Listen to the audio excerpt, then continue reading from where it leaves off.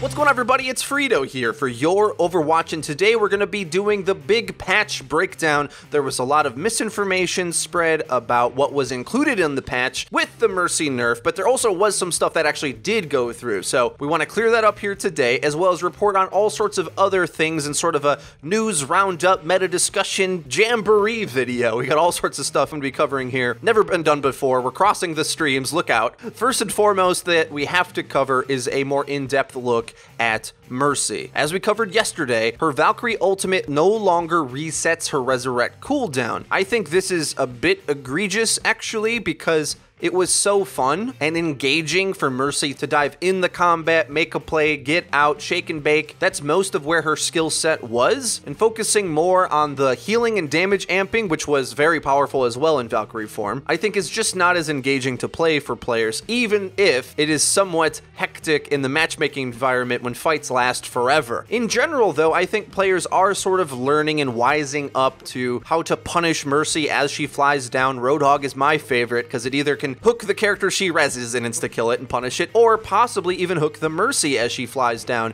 to res a target. I think in general, very likely that they're going to at least give her one tempo res back. One reset on the cooldown feels fair. There's other things they probably could do to manipulate the cooldown. They could make Valkyrie mode last shorter. They could make the tempo res cooldown rate 15 seconds instead of the 10 before. That would mean you would cap out at 3 tempo reses instead of the secret mythical 4th tempo res. I suspect they are going to be going back to that, but I think there's more to this than meets the eye, especially when we combine it with the big ultimate change that happened on the PTR as well, and I'll get to that in a second. But first, there is a little bit of a side note that they did double the distance that is required to be at in order to get a res, but we didn't even notice it when we were testing it, honestly, and that's because it is so insignificant of a buff. I mean, you're taking this from being touching melee distance to a stone's throw away. I mean, doubling the distance isn't that big of a deal. So until there's actually a safe radius for Mercy to stand at,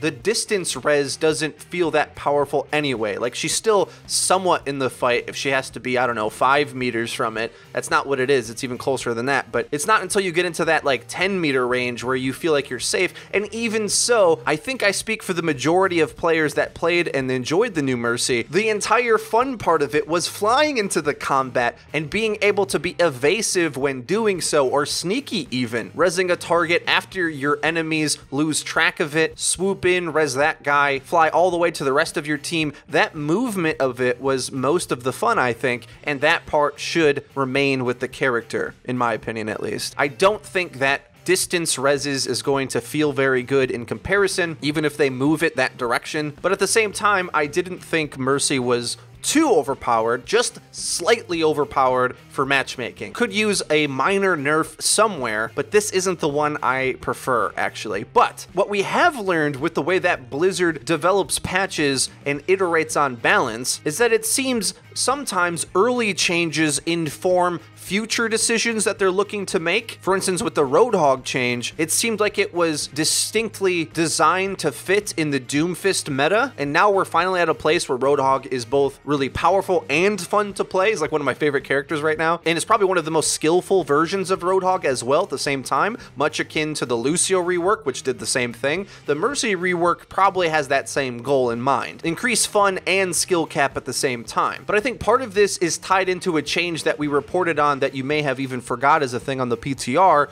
Ultimates get drained instantly upon cast time, not when they fully get used. What does that mean? Well, when Lucio jumps in the air to drop the beat, if he dies mid-air, he doesn't lose his full ultimate, whereas on the PTR version, as soon as you press Q, that ultimate's gone. If you die during the animation for the wind-up before it takes its effect, well, I'm sorry, Lucio, but that's considered a misplay now. You have to be really careful on how and when you're dropping the beat, just like Genji sword, Hanzo ult, anything that has sort of an elaborate wind-up time. It used to be the case where if you died during that wind-up time, it wouldn't drain the entirety of your ultimate and you'd have have even, like, let's say 3/4 or 80% of the ultimate remaining when you go back to spawn, or the full thing, depending on which character you're talking about. Well, that's changed entirely. And the new Mercy ultimate kind of fits into that being more fair as well, because you got a character like Zen who can instantly pop his ultimate, not really a way you could cancel it. It's like a one-frame animation. Mercy Valkyrie is very similar in that way too. Now, you could die instantly as soon as you cast it, but she sort of just waves her hands in the air and then grows wings and flies away. Just like Zen, it's like an instant animation. So that naturally makes her ultimate better in the context where ultimates that have wind-up times can be counterable. So that's a point of balance as well.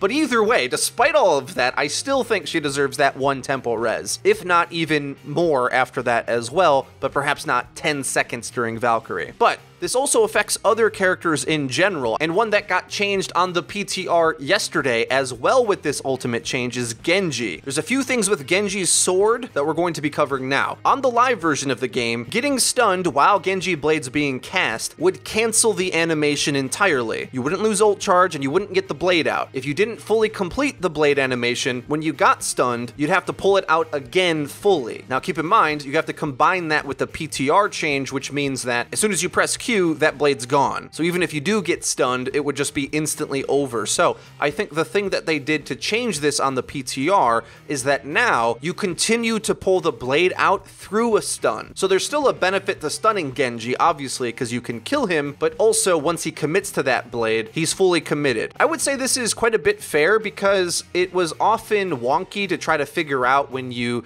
hear a Genji blade, make the crowd control outplay, you had to think to yourself, did he fully get blade out? Did he complete the voice line? Did he get a swing off? It was kind of hard to know if he was going to have blade again, and typically it aired on he did keep the blade, or at least the majority of his ult charge, and you would have another blade to deal with, essentially. Well, now the way it's gonna work is, at least on the PTR, Genji pushes Q, loses all of his ult charge. Even if he gets stunned during the animation, he's gonna have it out fully. Kind of like soldier sights, it doesn't interrupt it, you know? You get stunned, it'll drain some of the time depending on when he gets stunned, but you don't get stunned out of sights and you don't get stunned out of blade. And if you fail to utilize that crowd control to kill Genji, as Roadhog pulls the Genji close to you, he'll have his blade out when he gets there. Now, also, there was a odd bug on the PTR that Geoff Goodman actually did bring up, where Genji had an instant slash at the start of his animation. This is going to be fixed. And there was rumors flying around that Genji swung faster or got an extra swing. It's this exact bug that they were talking about. There was going to be no other changes to Genji beyond what we've already covered thus far. Oh, however, there will be a new esports-related Boys in Blue skin for Genji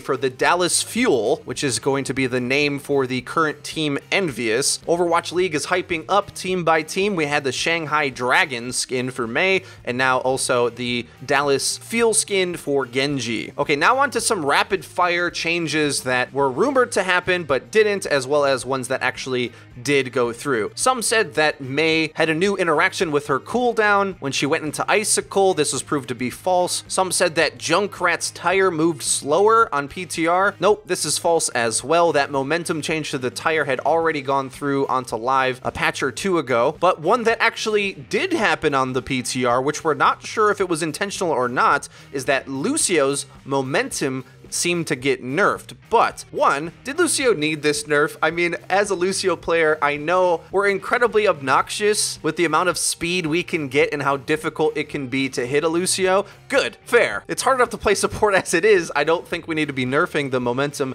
of the support hero because really it took quite a bit of skill to utilize it well anyway. But either way, even if they do change this, you're just gonna have to play a bit more restrained on Lucio instead of going for some really ridiculous plays. But I wonder if it was intentional because this is something that they kind of toned back with the rocket punch jump glide that you used to be able to do with Doomfist. They took that away from Doomfist, so this would be running along the anti-momentum theme that a lot of the characters are losing. Junkrat Tire lost it, and while we were making this video, we actually got confirmation from Uncle Geoff Goodman that on the PTR as well, Mercy's post-Guardian Angel momentum that you used to utilize to fling yourself a little bit farther is no longer an option for you S-tier Mercy movement players. Geoff said that this was a bug that players utilized in order to gain more momentum, but more often than not, most players who didn't master it were accidentally flinging farther than they desired to when they wanted to actually cancel it fully and stop? So with that being the case, was the extra Lucio momentum also a bug? Geoff Goodman doesn't say. I thought the momentum gain that you got with Lucio was intentional, but maybe they're just trying to rein in some of these really flingy, fast-moving animations in general. And the last change that was found is that Sombra's EMP effect now affects bots in the training mode, meaning that it seems that AI characters now have the ability to be EMP'd. This probably is a mechanic that could be used in upcoming PvE events, probably even Junkenstein maybe. And the last bit of Overwatch news that I wanted to cover was a bold post by Mr. Jeff Kaplan. He wrecked somebody on the forums again, and I like it every time this happens. I hope you do too. This user worded a post, anyone else getting fed up with the balancing going on, saying, quote, the balancing team needs replacement in my honest opinion. This is outrageous. And Jeff Kaplan wasn't having any of it and says, make a productive post either clearly stating an issue that you're having or make a productive suggestion. We won't tolerate demands of people getting replaced on the forums. See you in 30 days. Pow, pow, pow, pow. I mean, I gotta be real with you guys. If you don't think the balancing for the game of Overwatch is good enough, in my humble opinion, you can't replace them because no one is better. Having played many other games in the multiplayer space, I think it's important to realize how well balanced Overwatch actually is, especially considering the wide array of play skill that they're dealing with. The game is incredibly balanced, and I can't say there's another game in the FPS space that is better balanced with the amount of complexity that this game has. You can make a really balanced game of Pong where the complexity is as toned down as possible, but the Balance team do a great job, and I know it can be frustrating when there's constant updates and changes to the game, but at the same time, so many of these changes that we've gone through in the growing process of it, although had some pains at times, ended up in a really good place. And we're going through that right now with Mercy, so I hope everyone is patient with these changes. Blizzard succeeded in turning a character that a lot of the community had distaste for their playstyle, Mercy. I didn't really mind the old Mercy, but a lot of people did. And this new Mercy is really fun to play and deemed a must-pick in matchmaking, which is its own issue. So they're trying to address everyone's concerns, and it just takes some time for the process to work out. It worked out with Lucio, it worked out with Roadhog. Blizzard has a really good track record of, if you give them enough time at least, they will come up with a solution that works really well for the majority of people that play the game. Not just one skill tier, not another, everybody at once. And that's an admirable way of doing things. So be constructive on the forums. Daddy Jeff has had it. He will not bow down to the commands of people getting replaced. If you agree with me, leave a big thumbs up. Really do appreciate it. Lets us know that you're enjoying the content. If you haven't already, please subscribe because we upload each and every day. And also as well, check out our Twitter, linked in the description, where we tweet out news, updates, and dank memes. That's been it for me. I've been Frito for your Overwatch. I'll see you guys next time.